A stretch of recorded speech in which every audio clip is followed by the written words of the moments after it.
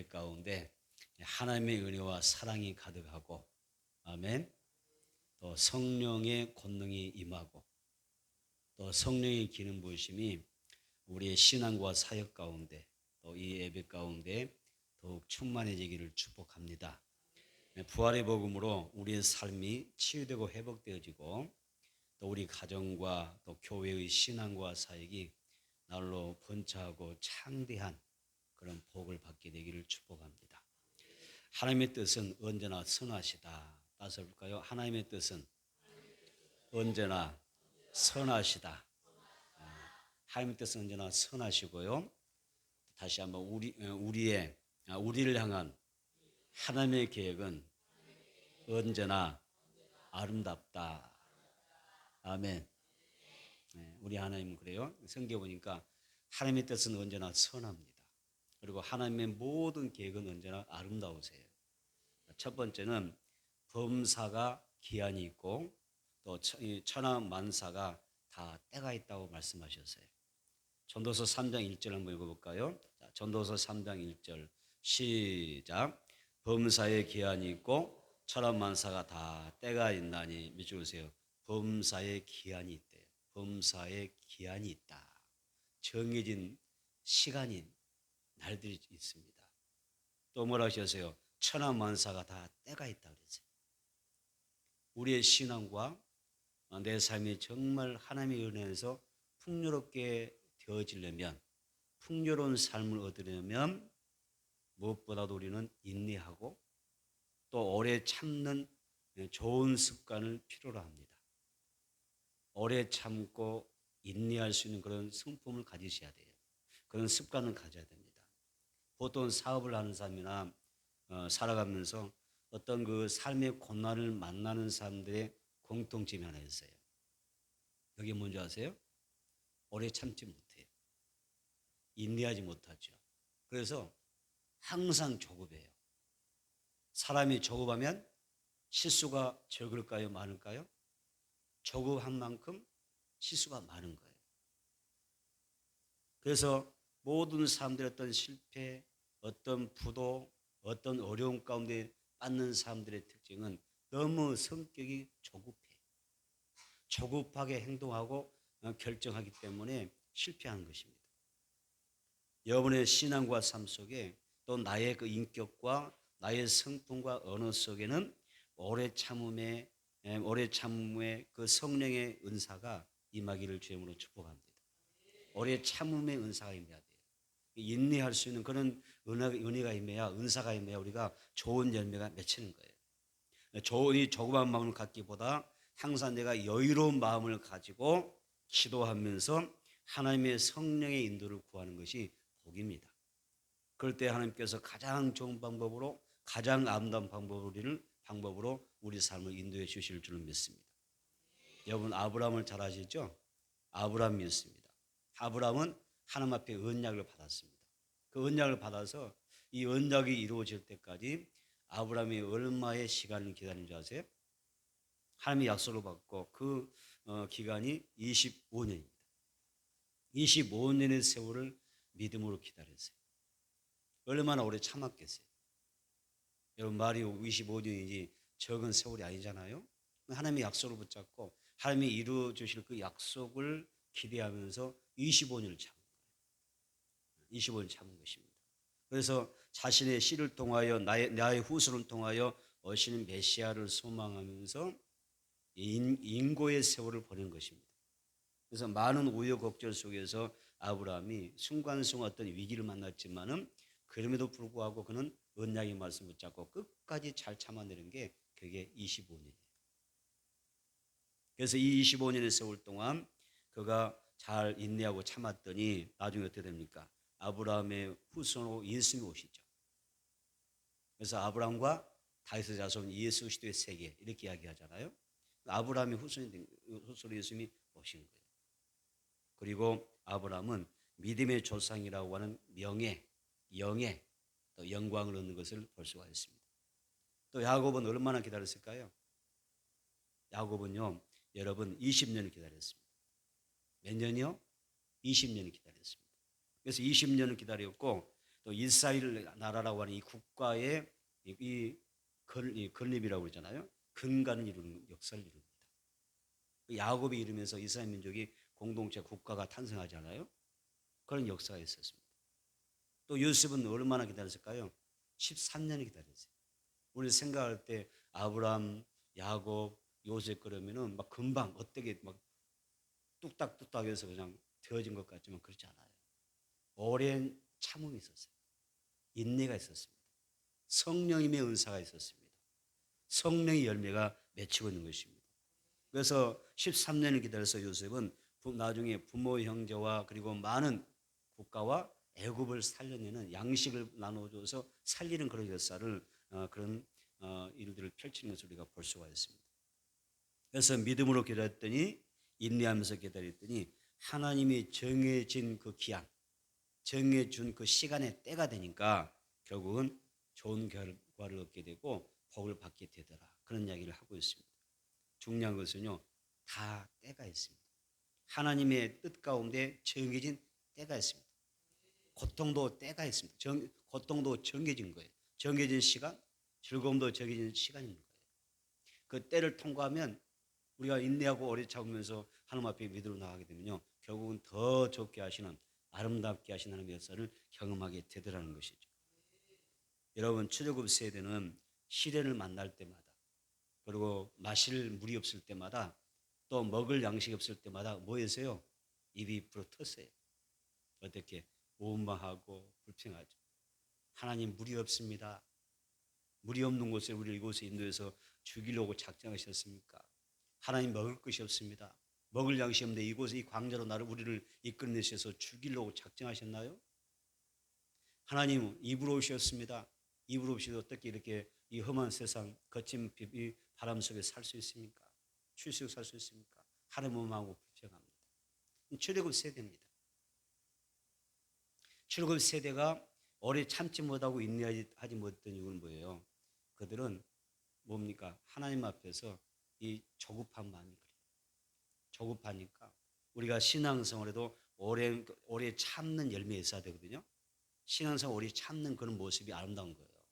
오래 참고 인내하는 모습이 신앙의 아름다움을 보여주는 건데 참아내지 못하고 이게 막 쏟아내는 거예요. 그래서 결국은 이스라엘 민족이 어때요? 출애굽 세대가 저 광야에서 하나님을 부정하고 또 하나님 앞에 여러분 불신하다가 결국 광야 40년이라고 하는 고난의 행군을 하는 것을 기억하시죠? 40년 동안 고난의 세월을 살게 되는 것입니다. 또한 하나님 앞에 불순종하고 또 우상을 섬기며 죄를 짓다가 그들이 70년의 포로 생활을 했던 것을 우리는 기억을 합니다. 중요한 사실은 이 모든 사건, 형통할 때든 불통할 때든 건강할 때든 질병이 있든 웃을 날이 있든 울 날이 있든 간에 중요한 것은 딱 하나입니다. 공통점이 뭐냐면 하나님의 때라는 것입니다. 하나님이 정해 놓은 기한이다. 이걸 통과해야 됩니다. 이 훈련을 통과해야 되고 이 테스트를 통과해야 돼요. 시험을 통과해야 돼요. 통과하는 방법이 뭐겠어요? 참는 것입니다. 인내하고 참고 하나님을 더욱 소망하고 하면 하나님을 의뢰하면서 나가는 그런 생활이 필요한 거예요. 우리가 살다 보면은 참지 못할 때가 많잖아요. 참 못 참겠다. 견디기 어렵고 힘들고. 그래서 내가 살아가면서 정말 어떻게 해야 되나, 더 이상 내가 못 참겠는데 이미 나에게 한계점이 왔는데 어떻게 하지? 그럴 때 있잖아요. 그럼에도 불구하고 우리 하나님 뭐라고 하시죠? 천하만사가 뭐예요?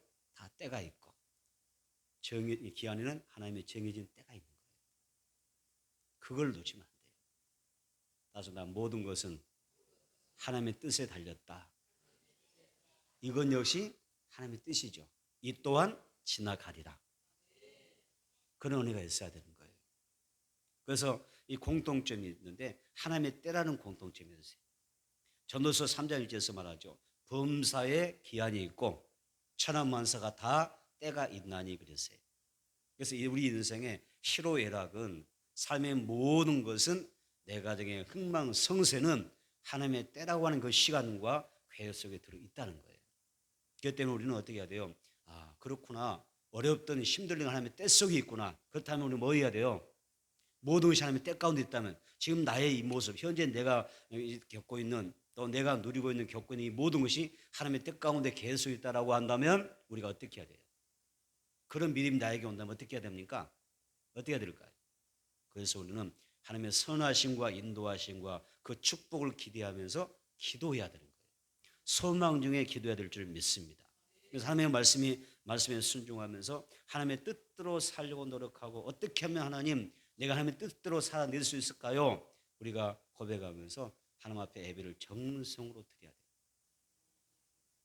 이제 하나님의 정하신 때가 있음을 알고 우리가 하지 않고 인내하면서 승리하게 되기를 주의 이름으로 축복합니다. 여러분 힘드십니까? 하나님의 때잖아요. 여러분 형통하십니까? 하나님의 때 가운데 살고 있는 거잖아요. 지금 병 들으셨어요? 하나님의 때 중에 있는 거예요. 건강하십니까? 하나님의 때 가운데 있는 것입니다. 우리는 그랬더니 통과해내야 될 줄은 믿습니다. 아멘. 하나님이 그렇게 하시는 것입니다. 여러분 농부가 이른 비와 그 늦은 비를 참고 견디면서 기다리잖아요. 애타게 기다리는 그 심정이 있습니다. 왜? 농사짓는 사람은 비가 내리자면 농사 질 수 없잖아요. 땅이 가물면 어떻게 농사 져요? 물이 없으면 어떻게 짓습니까? 그래서 농부가 이른 비와 늦은 비를 간절히 기다리는 것처럼 우리는 하나님의 때를 참고 견디고 기다릴 줄 알아야 된다. 그래야 내 인생의 삶의 열매가 달아진다는 것입니다. 우리는 하나님의 때를 기다리고 선한 역사와 복을 기대해야 될 줄을 믿습니다. 그래서 어떻게 기다릴까요? 초대교회 성도들은요 마가의 다락방에 모여서 사도행전 1장 4절을 보니까 그들이 아버지께 성령을 달라고 기도해요. 그리고 마가복음 7장 7절을 보니까 예수님이 자기를 따르는 무들을 향하여 뭐라고 말씀하시죠? 고하라 그리하면 내가 너에게 주시리라 이렇게 말씀하십니다. 여러분 기도하면서 하나님의 때를 기다려야 돼요. 아멘. 그러면 반드시 하나님께서 여러분의 그 믿음의 역사에 주실 줄은 믿습니다. 범사와 천하만사를 여러분 다스리는 하나님 앞에 내가 믿음으로 나아가는 그런 성도가 소망이 있습니다. 반드시 좋은 날이 올 줄 믿습니다. 고난은 쓰지만 열매는 달게 될 줄을 믿습니다. 아멘. 지금 힘들지만 나중에는요 웃을 날이 올 거예요. 내가 그때 어려웠던 때를 이야기하면서 웃으면서 하나님 앞에 간증하게 되고 하나님을 자랑할 날이 오게 될 줄 믿습니다. 그런 삶이 여러분들에게 있어지기를 축복합니다. 두 번째는 솔로몬은 하나님 앞에 듣는 마음을 강구해요. 맞습니다. 하나님께 듣는 마음을 구했다. 아멘. 오늘 그 본문 전도서는요 솔로몬이 저자예요. 솔로몬이 기록한 말씀입니다. 이 솔로몬이 기록한 책인데, 자 보세요. 솔로몬은 하나님 앞에 기도할 때 하나님 듣는 마음을 주세요. 이렇게 기도했어요. 솔로몬이 1,000마리의 양을 제물로 드리면서 하나님 앞에 정성으로 예배 드렸잖아요. 하나님께서 이 예배를 정말 기쁘게 받으시고 솔로몬에게 꿈에 나타나십니다. 꿈에 나타나셔서 솔로몬에게 말씀하셔요. 내가 너에게 무엇을 해주기 원하느냐? 뭐에 성공했기 때문에? 예배에 성공했기 때문에. 예배를 통하여 하나님의 마음에 감동을 주었기 때문에 하나님을 예배를 통해서 기쁘게 드렸기 때문에 하나님이 나타나셔서 솔로몬에게 응답하시는 거예요. 내가 너에게 무엇을 해주기 원하느냐 말하라는 것입니다. 이 같은 내용을 보게 되면 참 우리가 드리는 예배, 내가 예수님을 믿고 신앙생활을 하며 교회를 다니는 나의 그 모든 신앙의 행위 가운데 예배가 얼마나 중요한 것인지, 네가 예배를 얼마나 정성을 다해서 중요하게 여기고 드려야 되는지 알 수가 있어요. 예배는 하나님을 대하는 태도예요. 예배의 정성은 하나님을 대하는 태도입니다. 예배를 우리가 중요하게 여겨야 됩니다. 그래서 예배가 얼마나 중요한지를 알 수가 있어요. 하나님이 받으시는 예배, 온전한 믿음과 정성을 다하여 예배드리는 그런 성도가 복이 있는 줄로 믿습니다. 그래서 하나님께서 정말 우리는 그런 생각합니다. 우리 예배를 하나님 기쁘게 받아주세요. 그리고 이왕이면 내 자녀들의 예배를 소중히 받아주세요. 아멘. 나의 예배도 소중하잖아요. 나의 예배도 소중하고 내가 하나님 앞에 드리는 예배도 소중한데 내 사랑하는 그 자녀들, 어린 아이들, 그 고사리 손 같은 내 자녀들, 그렇죠? 그 아이들의 예배도 하나님 기쁘게 받으시기 원하시잖아요. 자, 예수님에게 많은 사람들이 예수님이 이 복음 전파하실 때에 자녀들을 데리고, 부모들이 자녀들 데리고 예수님 왔어요. 데리고 온 이유는 딱 한 가지죠. 내 자녀들을 하는 예수님 축복해 주세요. 축복받게 데려온 거예요. 예수님 앞에 제 자녀들 데리고 오니까 제자들이 말렸어요. 예수님 지금 얼마나 분주하게 사회 가시는데 방해되니까 저리 가라고. 아이들은 좀 시끄럽잖아요, 그죠? 네. 아이들이 너무 시끄럽게 떠드니까 그냥 오지 말게 하라. 차단을 막았어요. 그때 예수님이 굉장히 분하게 생각하세요. 그러면서 하셨던 말씀이 뭐냐면 아이들이 내게 오는 것을 막지 말아라. 그 누구든지 이 어린아이와 같지 않으면 천국에 들어갈 수 없다. 이 아이들은 소중한 존재다. 그래서 어른이든 어린아이든 예배는 똑같은 거예요. 하나님은 어른 예배만 받는 게 아니잖아요. 어린아이들의 예배도 받는 거예요. 꼬마들의 예배도 받는 것입니다. 다 같아요. 그러니까 나의 예배만 중요한 게 아닙니다. 하나님은 어쩌면 예수님은 어린아이들의 예배를 우리 예배보다 더 기쁘게 받을 수가 있습니다. 그래서 기도해야 됩니다. 하나님, 나의 예배가 솔로몬 예배처럼 하나님의 기쁨이 되고 연락된 예배가 되기를 원하는데 내 자녀들의 예배도 하나님이 기쁘게 받아주시는 그런 예배가 됐으면 좋겠습니다. 그렇게 기도 많이 하셔야 돼요. 내 자녀들 예배를 하는 축복이 달라요. 그 예배가 여보서 솔로몬의 예배로 성공하니까 인생이 바뀌어버리는데요. 그 사람의 운명이 바뀌잖아요. 삶이 바뀌어버리잖아요. 열왕기상 보겠습니다. 열왕기상 3장 9절입니다. 열왕기상 3장 9절. 열왕기상 3장 9절을 같이 읽겠습니다. 시작. 누가 주의 이 많은 백성을 책할 수 있사오리까? 듣는 마음을 종에게 주사 주의 백성을 재판하여 선악을 분별하게 하옵소서. 미치세요. 듣는 마음을 종에게 주사. 솔로몬이 왕이 될 때 나이가 몇일까요? 낭랑 18세. 아주 젊은 나이에요. 나이 18세에 왕이 됐어요. 어린 나이에 왕이 됐는데 그 어린 아이가 왕이 되어서 하나님 앞에 1,000마리의 짐승을 잡아 하나님 앞에 드리면서 정선 예배하는 거예요. 어른도 쉽지 않잖아요. 1,000번째를 됐다니까요. 그리고 그 예배를 드리고 난 다음에 하나님 내가 내게 무엇을 주기 원하냐라고 할 때 다른 걸 구하지 않고 여러분 믿음의 사이즈가 이렇게 달라도 다를까요? 내용이 다를까요? 이 솔로몬이 뭐라고 이야기죠? 하나님이 솔로몬에게 말할 때 그가 이런 이야기입니다. 어린아이가 우리 인간이 보면 어린아이잖아요. 어린아이가 말합니다. 주여 나는 작은 종입니다. 나는 작은 종이오니 나에게 듣는 마음을 주세요. 다른 성경에는 내게 지혜를 달라고 그랬고 내게 지혜를 주세요 이렇게 얘기하고 또 오늘 본문 같은 경우는 듣는 마음을 주세요. 듣는 마음, 지혜라는 단어를 사용합니다. 우리가 하나님 앞에 구할 마음이 뭘까요? 듣는 마음이에요. 요즘 사람들은 잘 들으려고 하지 않아요. 잘 들으려고 하지 않습니다. 아무리 좋은 말도 여러분 2번 이상 듣기 싫어합니다. 이것이 큰 문제가 됩니다. 교육에도 큰 문제죠. 자녀 교육에도 큰 문제고요. 이 땅에 많은 그 교육의 현장의 문제입니다. 예, 2번 이상 들으려고 하지 않기 때문에.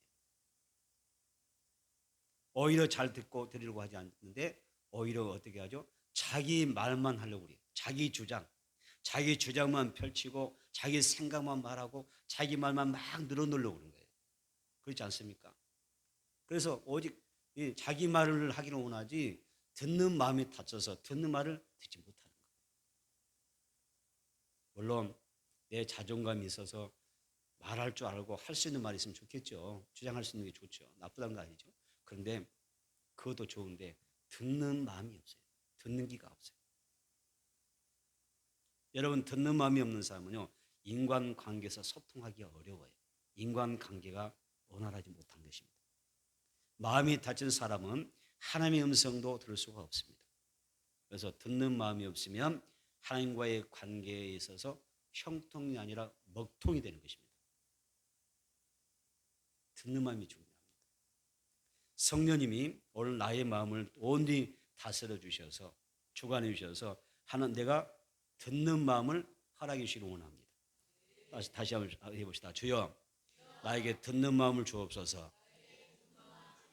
마음이라고 하는 것도 마음대로 안 되는 거잖아요. 솔로몬이 그거 알았어요. 마음도 하나님이 주시는 거예요. 들을 수 있는 마음도 하나님이 주는 거예요. 듣는 마음을 누가 줘요? 하나님이 주는 거예요. 그래서 우리가 신앙생활하면서 하나님의 말씀 통해 은혜 받고 우리가 어떤 그 은혜 가운데 살아가는 것은요, 하나님이 주시는 은혜라니까요. 그 마음마저도 하나님이 주시는 거라니까요. 오늘 내가 하나님의 말씀을 들을 수 있는 것도 하나님 내게 그 마음을 주기 때문에 되는 거예요. 그래서 성령이 내 마음이 듣는 마음 될 때 성령께서 주시는 그 말씀, 주의 음성을 들을 수가 있는 것입니다. 여러분 항상 듣는 마음으로 하나님과 소통하기를 축복합니다. 듣는 마음으로 가족과도 소통하세요. 일단은 먼저 들어보세요.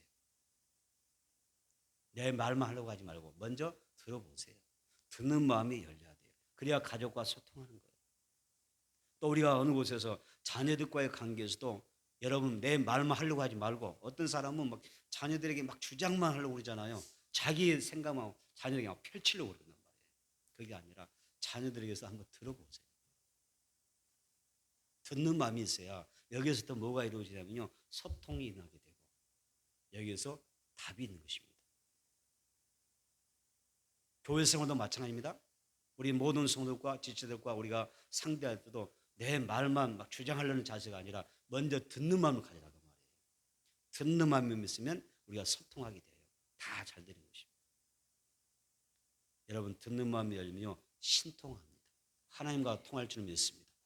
듣는 마음이 열리면 인통합니다. 사람 관계가 소통하게 됩니다. 자, 신통하고 인통하면 뭐가 이루어지죠? 그 다음은 형통입니다. 다 잘 되는 겁니다. 하나님은 솔로몬이 듣는 마음을 구하자 얼마나 귀한 줄 몰라요. 일천모 예배, 이 예배도 이렇게 훌륭하게 멋지게 하나님 감동할 만큼 정성된 예배를 드리는데 이 말하는 사람은 벌써 싹이 파란 거예요. 싹수가 어떻죠? 파래요. 가능성이 있는 거예요. 내가 너에게 뭘 주기로 원하냐면 우리는 뭐예요? 당장 뭘 받으려고 하잖아요. 그죠? 뭔가 하나님 건강에 복 주시고 물질에 축복 주시고 그래서 내가 지금 사업하고 막 형통 이렇게 구할 거 아니에요. 보통 사람들은. 근데 그런 거 하나도 따지지 않고 듣는 마음을 주세요. 내게 지혜로운 마음을 주세요. 지혜를 내게 주세요. 그러니까 하나님 그냥 이 솔로몬의 말 그냥 뿅 가셔. 감동이 되는 거예요.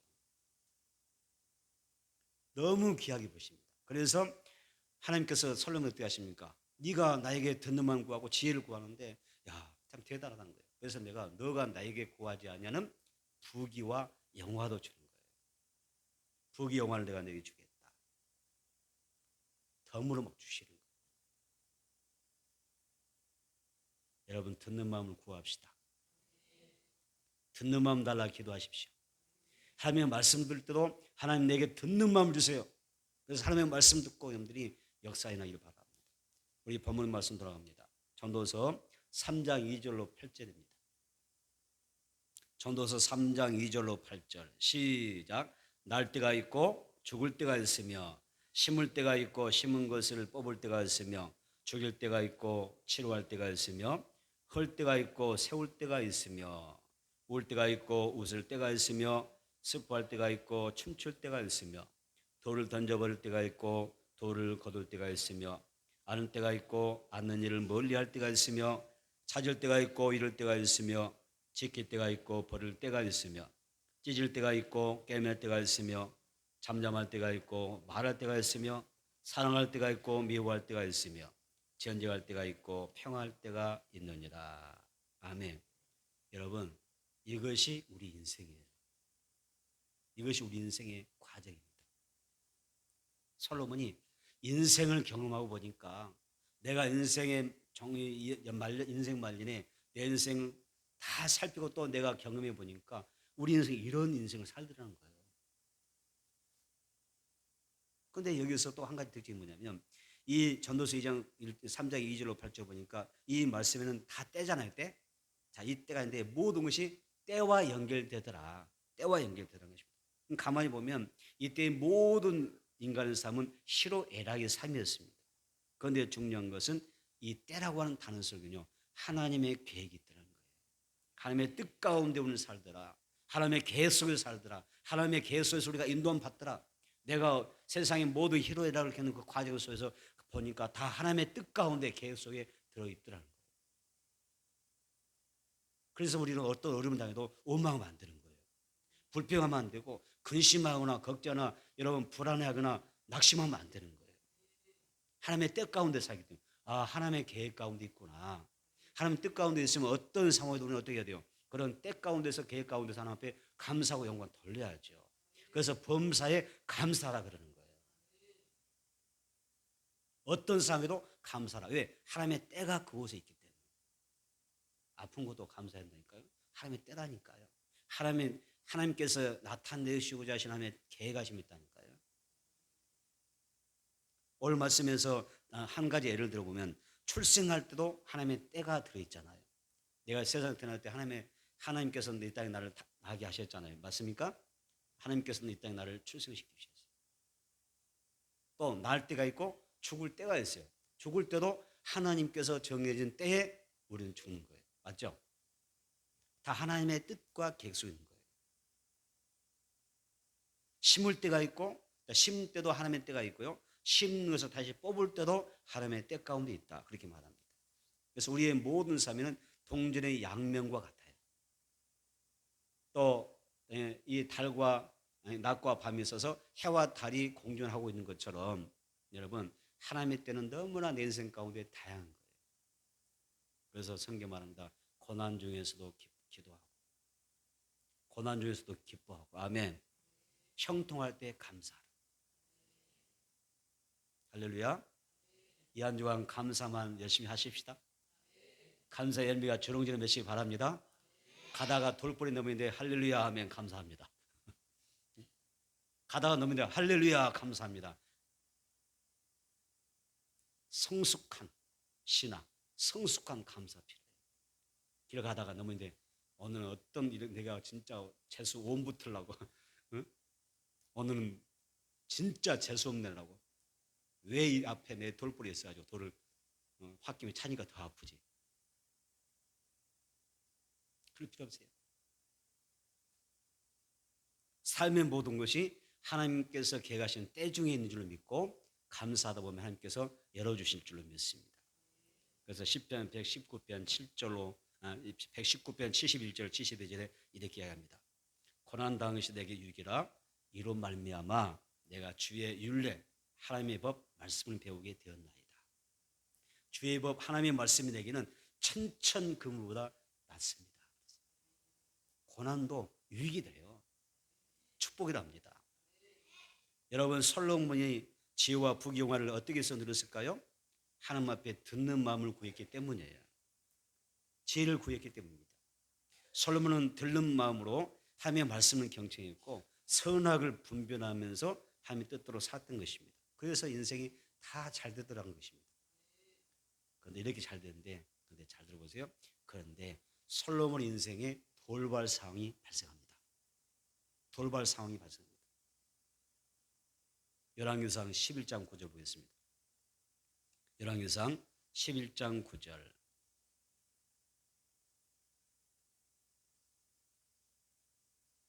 열왕기상 11장 9절 같이 읽습니다. 열왕기상 11장 9절 시작. 솔로몬이 마음을 돌려 이스라엘의 하나님 여호와를 떠남으로 여호와께서 그에게 진노하시니라. 여호와께서 일찍이 두 번이나 그에게 나타나시고 밑줄 주세요. 솔로몬이 뭐 했어요? 마음을 돌려 이스라엘의 하나님 여호와를 떠났다 그랬어요. 잘 나갈 때, 형통할 때, 건강할 때, 사업이 잘 될 때, 처지일관 변함없이 하나님을 생각만 좋을까요? 내가 잘 나갈 때 하나님을 정말 사랑하고 하나님을 경외하고 하나님을 섬기며 예배하며 살면 얼마나 좋을까요? 그렇죠? 변하지 않는 믿음을 사는 얼마나 좋을까요? 솔로몬이 너무 잘 나가다 보니까요. 부귀영화와 권세를 얻다 보니까 나중에 마음에 뭐가 되나요? 초지리가 아니라 변절이 옵니다. 처음과 끝이 달라지는 거예요. 솔로몬이 변질해요. 솔로몬이 이제는 듣는 마음을 버립니다. 그냥 차버려요. 듣는 마음 달라 그렇게 간청하고 받아서 누렸는데 어느 날 갑자기 보니까 솔로몬이 믿음이 변질돼서 듣는 마음을 물리쳐버려요. 보세요. 마음을 돌려. 솔로몬 마음을 돌렸다. 듣는 마음을 돌렸단 말이에요. 이제는 귀를 닫았다는 얘기죠. 더 이상 변질된 마음을 갖다 보니까 이제 듣지를 못해요. 하나님의 말씀 들을 수가 없어요. 그래서 결국 뭡니까? 영이 마르니까, 영이 병드니까 하나님을 떠나잖아요. 그래서 하나님이 진짜 진노하셨어요. 너무 기대를 했는데 기대가 크면 실망이 크잖아요. 너무 솔로몬이 큰 기대를 걸었는데 이 솔로몬에서 기대를 걸었는데 너무 실망이 크니까 하나님이 진노하셨습니다. 진노하셔가지고 하나님이 막 화가 나셔가지고 솔로몬을 찾아오는데 2번 찾아왔어요. 그래서 끝부분 뭐라 했어요? 여호와께서 일찍이 2번이나 그에게 나타나셨다. 너무 속상한 거예요. 그래서 하나님이 찾아오셔서 솔로몬에게 너 마음을 다시 돌이켜라.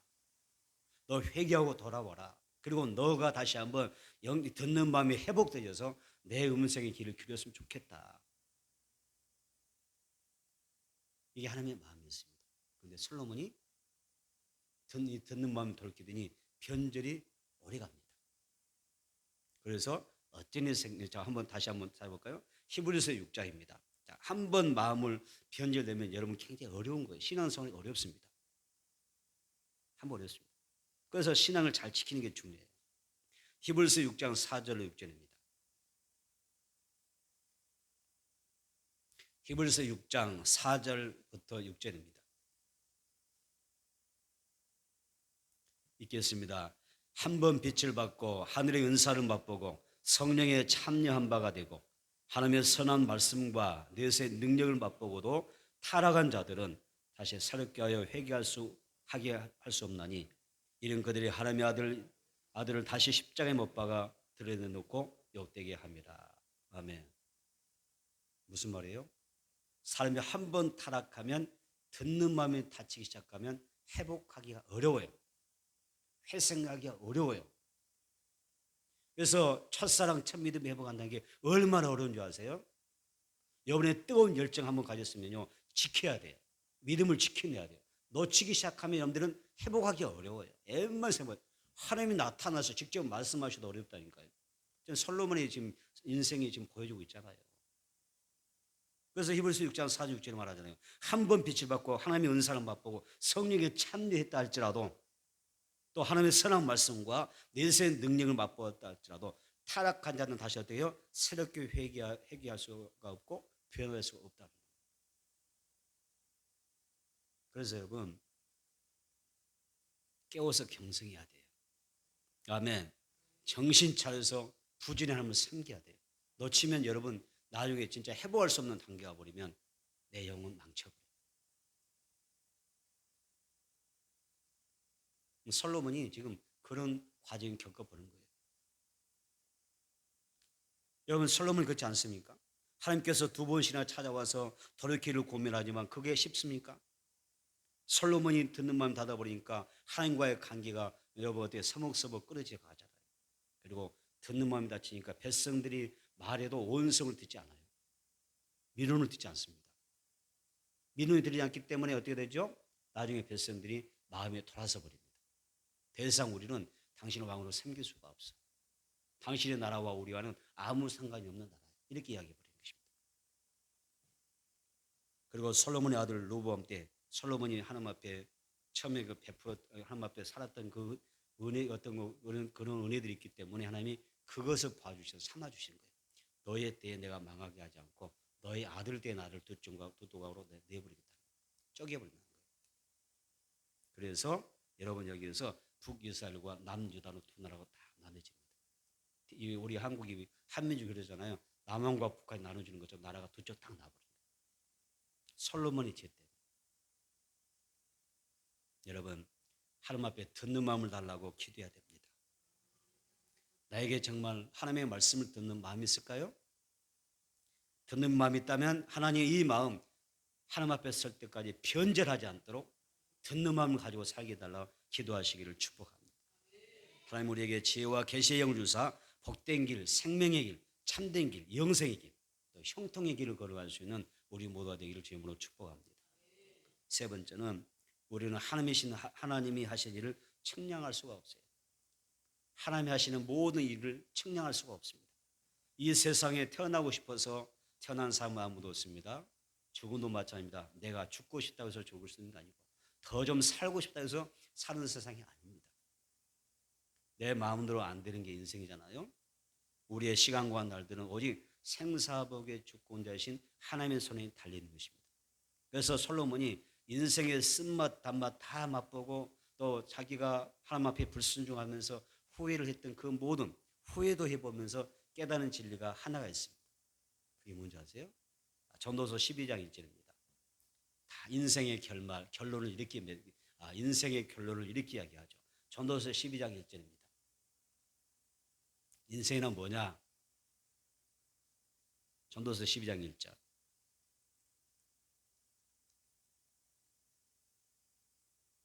전도서 12장 1절 시작. 너는 청년의 때에 너의 창조주를 기억하라. 곧 공고한 날이 이르기 전에 나는 아무 낙이 없다고 하리가 해들이 가깝기 전에. 미치겠습니다. 너는 청년의 때에 너의 창조주를 기억하라. 여기서 공고한 날, 아무 낙이 없다고 하고 있으면 죽음을 앞두는 인생을 이야기하는 거예요. 죽음을 앞둔 사람이 공고할 날이 이르기 전에 아무 낙이 없다고 할 해가 가깝기 전에 내 앞에 죽음이 임박하기 전에 그 뜻이에요. 죽기 전에 창조자는 기록하는 거죠. 그래서 인생 말년에 솔로몬이 깨달은 것은 뭐냐면요.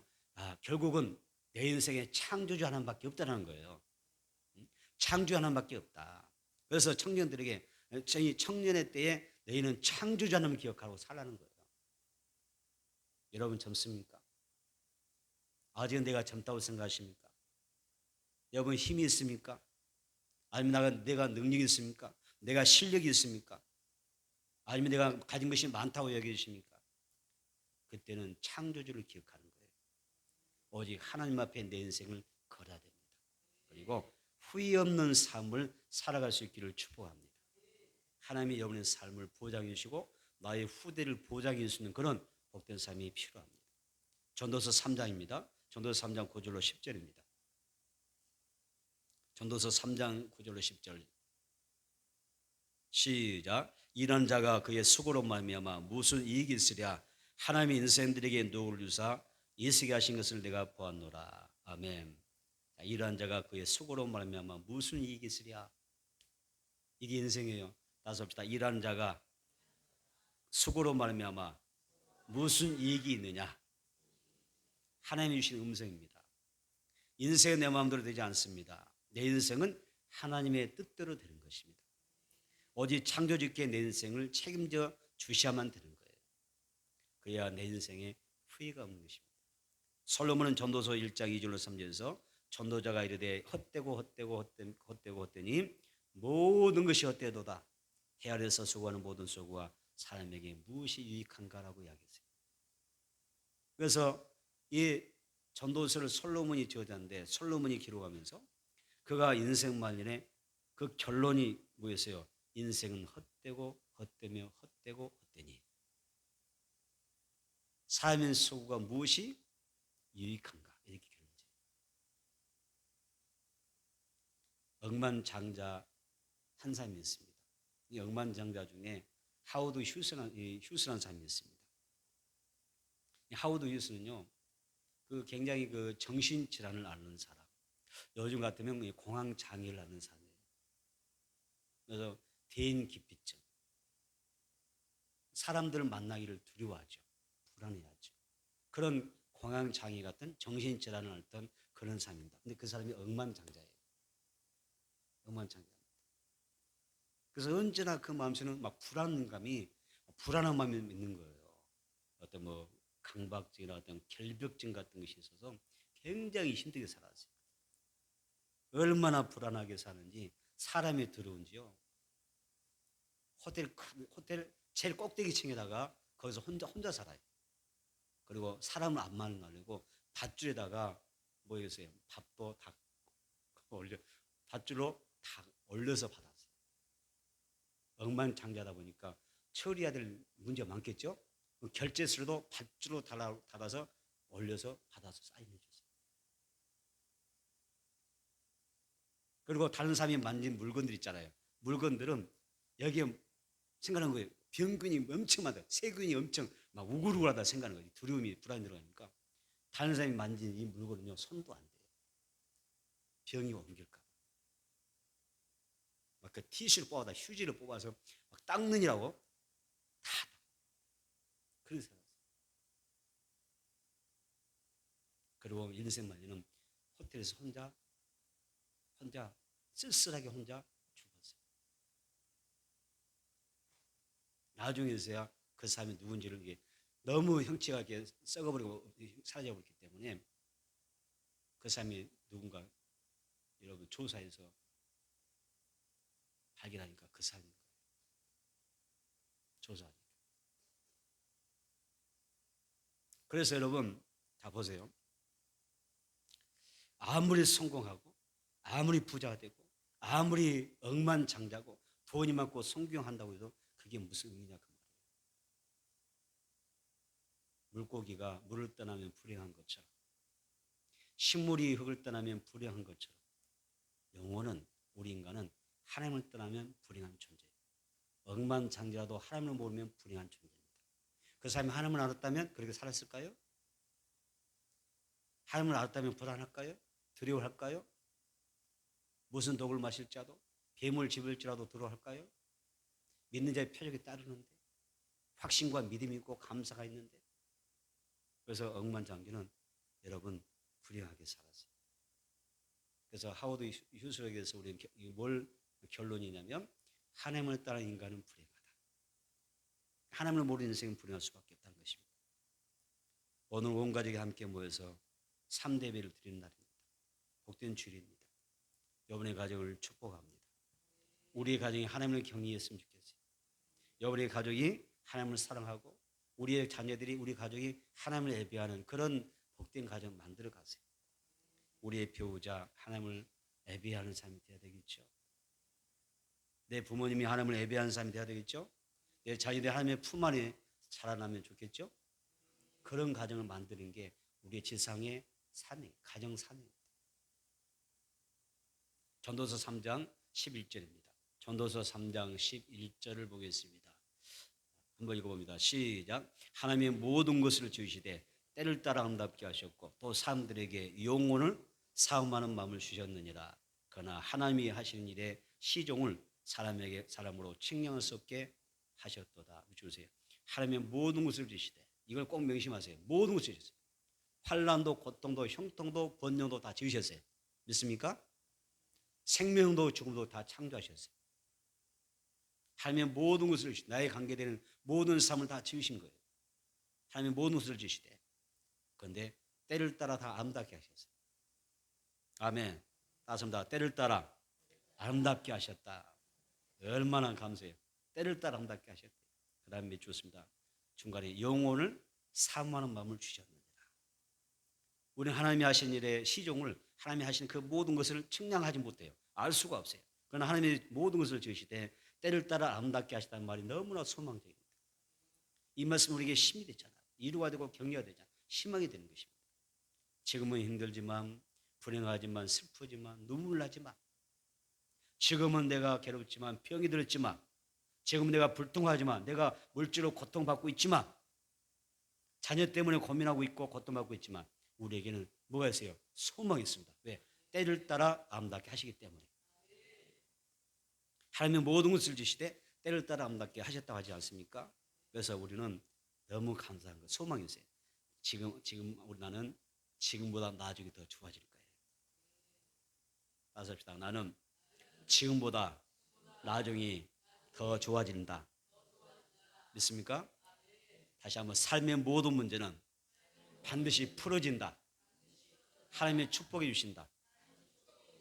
믿습니까? 왜냐하면 하나님의 모든 때잖아요. 내 모든 삶이 겪는 모든 과정 하나님의 때 가운데 있잖아요. 근데 성경에 기록이 있잖아요. 하나님의 때를 뭘 어떻게 하셨어요? 하나님께서 때를 어떻게 하셨어요? 하나님께서 때를 아름답게 하셨어요. 하나님의 모든 것을 지으시되 때를 따라 아름답게 하셨다. 여러분 항상 자녀들을 손잡고 우리 형제들 손잡고 우리 성도들 손잡고 우리는 선포해야 됩니다. 다시 한번 따라서 우리 이야기 이런 대화를 많이 잘합시다. 대화 가르칠 때니까 한번 해보세요. 다시 한번 다 잘 될 것입니다. 주 안에서 잘 될 것입니다. 아멘. 그것이 우리들이 갖는 말씀입니다. 아멘. 축복입니다.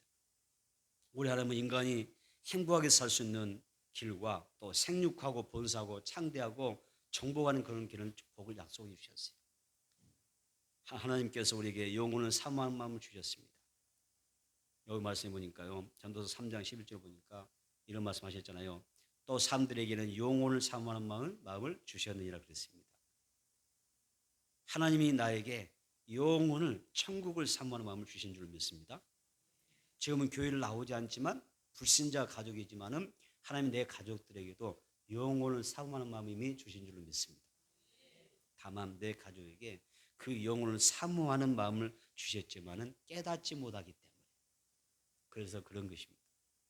누구든지 하나님 안에서 살면 행복한 삶을 살게 되고 또 영원한 삶을 살게 될 줄 믿습니다. 누구든지 따라서 우리는 내 길이요 진리요 생명이신 예수님께 단단히 내가 묶여 있어야 돼요.